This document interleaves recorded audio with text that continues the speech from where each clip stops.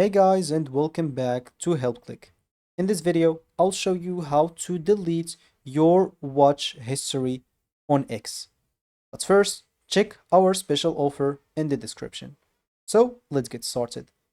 First, open your X application on your phone and make sure that you are signed in. Once you do so, you would like to go and click on your profile icon at the bottom left or at the top left. Once you do so, scroll down and click on Settings and Privacy.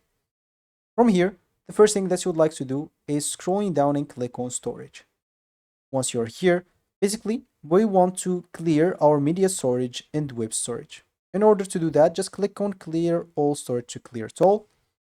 Or you can just click on the media storage and clear that alone. And also, you can do that for the web storage as well. So once you're done with that, you can go now to the Search tab and click on Search. As you can see here, you'll find all the recent search that you've done. Just click on the X at the top right and click on Clear. And now if you go back, nothing will appear here anymore. So now you successfully deleted your watch history on X. And that's basically all for this video. If you found this video helpful, hit the like and subscribe button and watch our next video.